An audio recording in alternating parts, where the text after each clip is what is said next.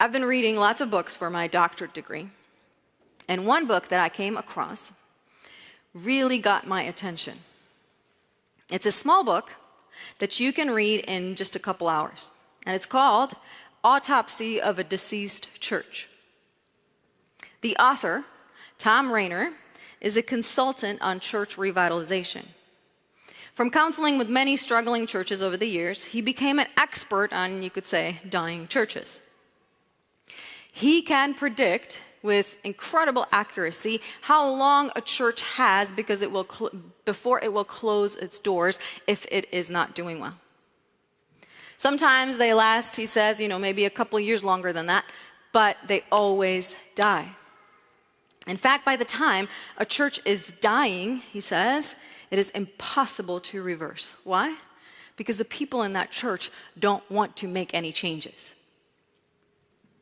He categorizes the churches into 4 categories: healthy, churches that show symptoms of sickness, churches that are very sick, and churches that are dying. Now, I would have thought that out of this list, there would be a pretty good amount of churches that are healthy. Well, there aren't. He says that there are only 10% of churches that are healthy. Everybody else, 40%, have symptoms of sickness, certain symptoms of sickness. 40% are very sick, and 10% are dying. Now, this book was published about 10 years ago, but it's still just as true. The factors he talks about haven't changed. You just pick it up and read it, you'll see. One of those factors that indicate a church is sick is that the members see the past as the hero. Now, we should respect the past, but we can't live in the past and we can't hold it up as a standard. And this is what blew my mind.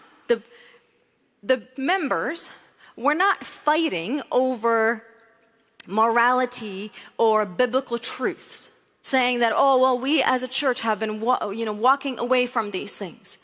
They were fighting for the good old days. What did the deceased churches cling to? Whatever made them comfortable and happy. So when they wanted their own worship styles, they didn't want them to change. They wanted fixed orders of worship services. Times of worship services better not change. Their building better not change. The rooms, they wanted to stay the same. The carpets, they didn't want that touched. The pulpits, it had to be the one that somebody made for them 30 years ago. What else did they cling to? Their own needs instead of others. They looked inwardly instead of outwardly. They were more concerned about protecting the way they did church than reaching residents of the community. There was no heart for ministry to the community. They were good at spending money, but on themselves, not on others.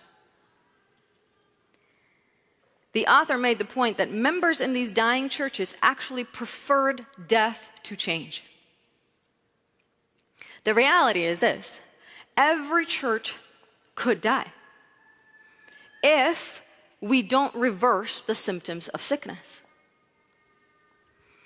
It might take years for a certain church to die, because it can be dying for years before it happens. Or it can be living with sickness for years because nobody ever figures out that there is sickness among them and they need to fix it. The reason why it's so difficult to tell when a church is sick, because the erosion is slow.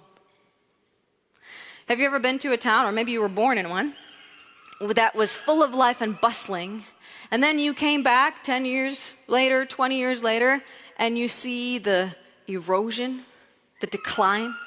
But when you talk to the people there, they'll tell you, oh no, it's the same. It's never changed. We see the opposite too with our kids, don't we? With Giannis, who's 3 now, whenever somebody doesn't see him for a month, they will inevitably comment, wow, he's so much bigger. I don't see it because I'm with him every single day. That's exactly what happens to churches. We don't see it because we are in it. We live in it. When Tom Rainer tried to help churches before they were going to close, most of the members fought him, saying, "Everything is fine. What are you talking about?" And then sure enough, 5 years later, the church had closed its doors. Now, why am I telling you all this?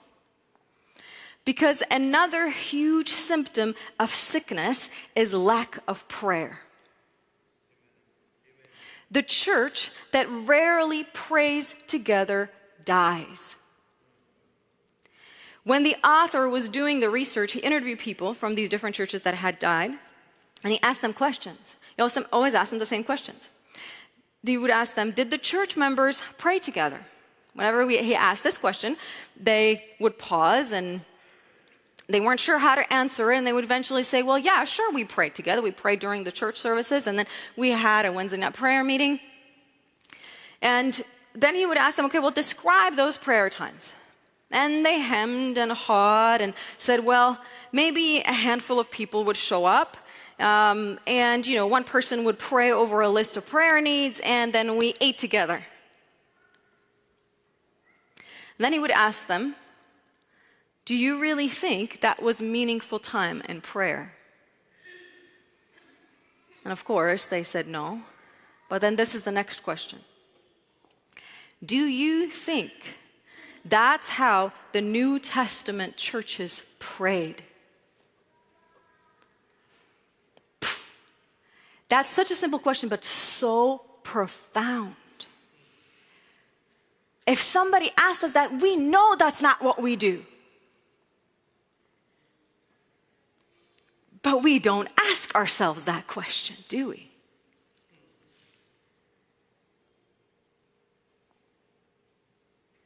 When the conversation continued, they would all talk about how the best days of their church corresponded with the vibrant prayer life. Prayer and the health of a church go hand in hand. Who would have figured, right? In the healthy churches, people wrestle in prayer.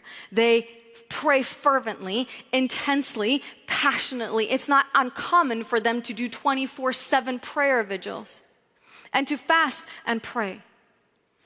One of the guys that Tom interviewed had tears well up in his eyes as he was answering these questions of the interviewer, and then he said, when we stopped taking prayer seriously, our church started dying.